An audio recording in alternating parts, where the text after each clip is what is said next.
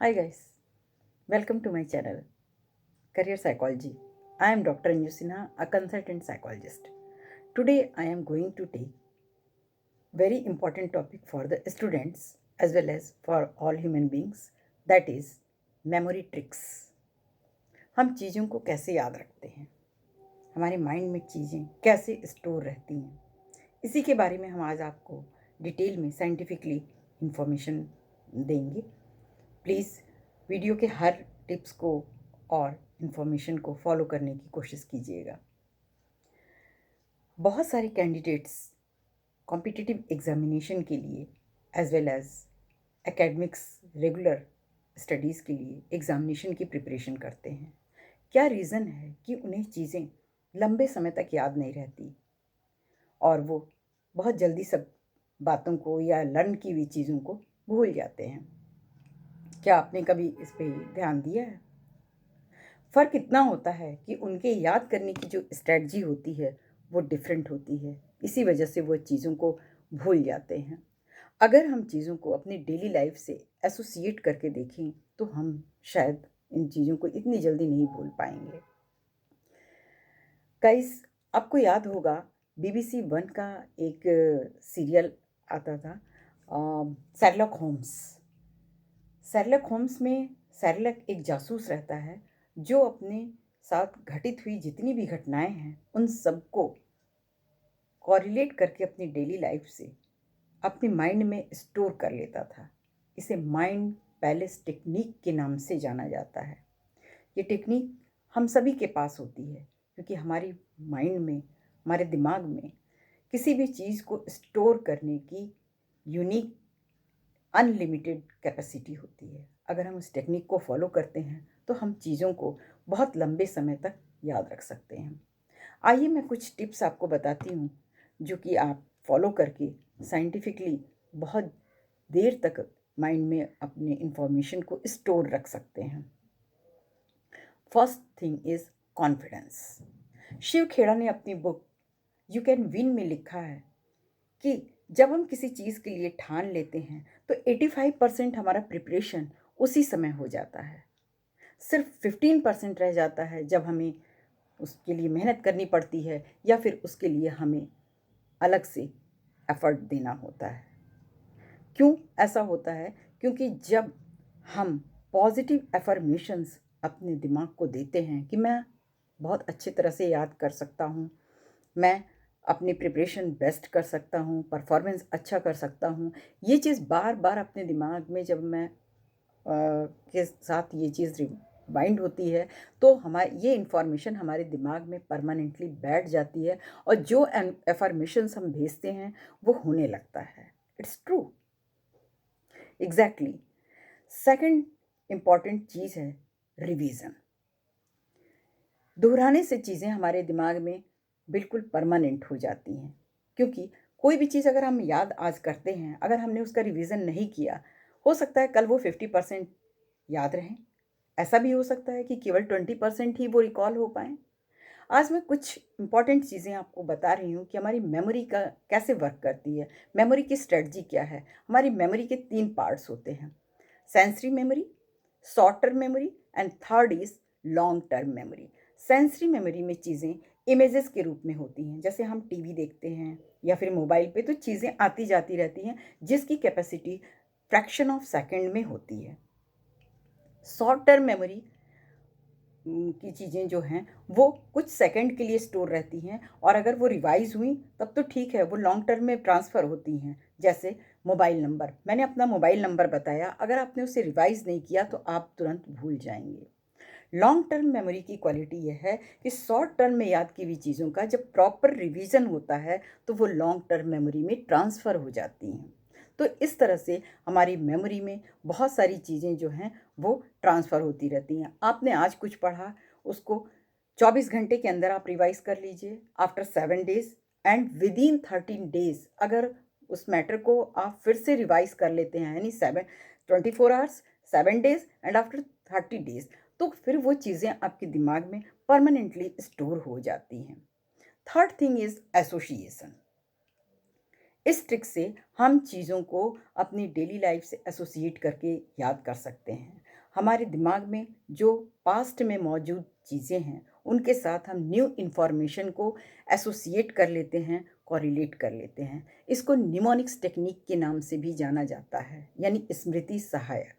बहुत सारे ऐसे टेक्निक्स हैं जो कि निमोनिक्स में यूज़ होते हैं। अब जैसे हमें 12 महीने के नाम तो याद हैं, लेकिन कौन सा महीना कितने दिनों का होता है या तो हम एक स्टोरी फॉर्म में याद कर लें कि 30 days have September, April, June and November, all the rest have 31 accepted February alone, या फिर हमारे ही बॉडी में नेचर ने हमें ऐसे गिफ्ट प्रोवाइड किए हैं जिनके थ्रू हम इस टेक्निक को बहुत ही पॉजिटिवली लर्न कर सकते हैं। हमारे हाथ में ये जो अप हुए पार्ट्स हैं वो 31 हैं और जो डाउन पार्ट्स हैं ये 30 के हैं। अगर आप इनको देखिए तो जनवरी, आफ्टर दैट डाउन पार्ट्स फरवरी, मार्च, अप्रैल, इस तरह करके हमारे 12 महीनों को हम बहुत आसानी से इससे आइडेंटिफाई कर सकते हैं। या फिर हम कोई ऐसी पोयम या कोई ऐसी चीज़ को हम एसोसिएट कर लें अपनी डेली लाइफ के साथ कि वो चीज़ें हमें फिर भूलेंगी नहीं, चाहे वो केमिस्ट्री का कोई फार्मूला हो या कोई भी ऐसी चीज़ हो जिसे हम लर्न कर सकते हैं। आप इन चीज़ों को, इन टिप्स को अपनी डेली लाइफ में फॉलो करके देखिएगा। ये चीज़ें बहुत ही मैजिकल हैं, बहुत ही इंटरेस्टिंग हैं, जो हमारी पढ़ाई को बहुत बढ़िया बना देने वाली हैं। Next thing is that imagination. Albert Einstein ने कहा है कि imagination is more powerful than knowledge. Wright brothers ने एरोप्लेन बनाने का जो कॉन्सेप्ट था वो अपने दिमाग में ही इमेजिन किया था और उस चीज़ को उन्होंने हकीकत में उतारा। अगर हम इमेजिनेशन के थ्रू अपनी चीज़ों को देखते हैं, सोचते हैं, तो हमें ये लगता है कि एक वीडियो की तरह हमारे दिमाग में चल रहा है और ये घटनाएं होने लगती हैं, समझ में आती हैं और फिर ये इसे हम अपनी लाइफ में उतार लेते हैं। Next thing is that daily routine. Daily routine का स्टूडेंट्स की लाइफ में बहुत बड़ा रोल है जिसे हम नज़रअंदाज कर देते हैं। डेली रूटीन से मतलब ये है कि हम प्रॉपरली नींद नहीं लेते, हम एक्सरसाइज नहीं करते, हम टाइम पे सोते नहीं हैं, हम टाइम से जगते नहीं हैं, बीच में कभी भी हम उठ जाते हैं, पढ़ने लगते हैं या फिर कुछ भी अपना काम करने लगते हैं, जिसकी वजह से हम अपना 100% एफर्ट नहीं दे पाते हैं। आप ही सोचिए कि अगर जो काम हमारी एनर्जी के थ्रू 100% में पॉसिबल होता है, अगर हम अपनी एनर्जी को स्टोर नहीं करेंगे, हम प्रॉपर वे में एक सिस्टमेटिक लाइफ रूटीन को नहीं फॉलो करेंगे, तो फिर वो 20% एनर्जी से हम कैसे अपने ये समझें कि हमारा परफॉर्मेंस, हमारी कार्य क्षमता प्रॉपरली 100% हमें पे करेगी। Never, it's not possible. तो ये आवश्यक है कि आप अपनी दिनचर्या को प्रॉपर वे में और सिस्टमेटिक वे में परफॉर्म करें। Next thing, time table. हम में से बहुत लोग टाइम टेबल बनाने को प्रेफर नहीं करते हैं। बहुत सारे ऐसे स्टूडेंट हैं कि कभी भी कोई भी टॉपिक कहीं से भी उठा के पढ़ने के लिए बैठ गए। नहीं, प्रॉपर प्लानिंग और टाइम टेबल पढ़ने के लिए और चीज़ों को स्टोर रखने के लिए बहुत मायने रखती है। हमारा दिमाग लॉजिकल चीज़ों को तार्किक रूप से सिस्टमेटिक वे में जल्दी एक्सेप्ट करता है। अगर हम प्रॉपरली टाइम टेबल बना के और उसको उसमें करें तो हमें कन्फ्यूज़न भी नहीं होगा, हमें प्रॉब्लम भी नहीं होगी और हमें सारे कॉन्सेप्ट की क्लियरिटी प्रॉपर वे में और बेस्ट वे में होगी। Next thing, interest. जिस फील्ड में हमारा इंटरेस्ट होता है वो चीज़ें हमें याद रहती हैं। अब जिसको फिल्म देखने में इंटरेस्ट होगा उनसे पूरी फिल्म की स्टोरी पूछ लीजिए, वो आपको एक एक चीज़ बिना किसी गैप के और बिना रुके हुए बिल्कुल फ्लुएंट वे में बता देंगे। जिनको क्रिकेट में इंटरेस्ट होगा वो उनसे पूछ लीजिए किस ईयर में किसने कौन सा मैच खेला है और कौन विनर रहा है, कितने मैच हुए, सब इन्फॉर्मेशन आपको बता देंगे। द सेम वे जिनको इकोनॉमिक्स में इंटरेस्ट है, जिनको पॉलिटिक्स में इंटरेस्ट है, वो अपनी फील्ड की बातें उसमें करते हैं। इंटरेस्ट को भी प्रेफर करना बहुत ही ज़रूरी है। अंडरस्टैंडिंग। अंडरस्टैंडिंग का क्या रोल है? यदि आप किसी विषय को समझने की कोशिश करें या फिर उसको देखने की कोशिश करें कि कोई भी चीज़ हमें कैसे याद रहती है, प्रॉपर अंडरस्टैंडिंग होने से, समझ होने से हम उन चीज़ों को अच्छे से याद रखते हैं। जैसे कि अगर इंटरेस्ट होगा तो वहाँ हम बेस्ट परफॉर्म कर पाएंगे, अंडरस्टैंडिंग होगी तो वहाँ हम बेस्ट परफॉर्मेंस कर पाएंगे। हमारा दिमाग अनोखी चीज़ों को लर्न करने, उसको समझने में ज़्यादा एक्सेप्टेबल है।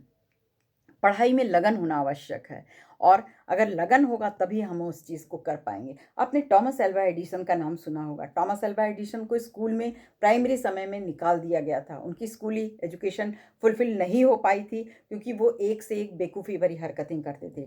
लेकिन टॉमस एल्वा एडिसन ने 1200 एक्सपेरिमेंट्स किए जो सब फेल होते गए। उन्होंने अपना धैर्य, अपनी लगन, अपनी समझ को नहीं छोड़ा, जिसको उन पर पूरा विश्वास था। और उन्होंने 1200 एक्सपेरिमेंट्स के फेल होने के बाद ये लाइट जो हमें जल रही है, ये उन्हीं की देन है।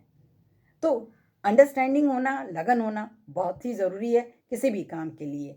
अपना टाइप पहचानिए कि आप किस टाइप के हैं। जैसे जनरल स्टडीज़ के सब्जेक्ट को पढ़ने में, history, geography, science, economics, political science को पढ़ने में स्टूडेंट्स को पूरा समय लग जाता है, लेकिन फिर भी वो उनकी समझ से परे होता है। यानी हमारी भावना, हमारी समझ और याददाश्त का पॉजिटिव रिलेशनशिप है। इस चीज़ को आपको समझने की ज़रूरत है। यदि कोई चीज़ समझ में नहीं आ रहा है तो प्लीज़ उसकी समझ, अंडरस्टैंडिंग डेवलप करने के लिए आप कोशिश कीजिए कि किस तरह से आप समझ सकते हैं। आज के डिजिटल मीडिया के युग में बहुत सारी ऐसी चीज़ें हैं जिसके थ्रू आपको समझना आसान होगा। आपको किसी के पास भी जाने की ज़रूरत नहीं होगी। और अलग अलग तरह के दिमाग पर हमारी ये अंडरस्टैंडिंग निर्भर करती है। ह्यूमन बीइंग का 3 तरह से दिमाग काम करता है। फर्स्ट है आई माइंडेड, यानी जो चीज़ हम देखते हैं आँखों से उसके थ्रू कोई व्यक्ति समझ लेता है। सेकंड है ईयर माइंडेड, कुछ लोग सुन के समझ लेते हैं। और कुछ लोग मोटर माइंडेड होते हैं जो कि देखते, सुनते, करते सब हैं तब उनको समझ में आता है। तो आप किस टाइप के हैं ये आप पहले डिसाइड कर लीजिए, आपकी समझ में सब कुछ बहुत आसानी से आ जाएगा। तो स्टूडेंट्स, इस चीज़ को बहुत अच्छे से फॉलो करिए, और हमारे बताए हुए सारे टेक्निक्स को अगर आप फॉलो करते हैं 100%, तो कोई रीज़न नहीं है कि मेमोरी राइज करने के लिए आपको परेशान होने की ज़रूरत हो। सो गाइस, गवर्नमेंट ने जो ऑनलाइन फैसिलिटी अवेलेबल की है काउंसलिंग की, उसका लाभ उठाइए और कमेंट सेक्शन में हमें बताइए कि हमें किस टॉपिक पे और वीडियो बनाना चाहिए, ताकि मैं आपके इस क्वेरीज़ को, इस रिक्वायरमेंट को फुलफ़िल कर सकूं। और आपको इस वीडियो से कितना फ़ायदा हुआ, कितने ज़्यादा ये सब चीज़ें आपके लिए हेल्पफुल हो पा रही हैं, मुझे कमेंट्स करके बताने की कृपा करें। Thank you for watching, and तब तक के लिए आप अपने फैमिली मेम्बर्स और अपना ध्यान रखिए। Have a wonderful day. Thank you.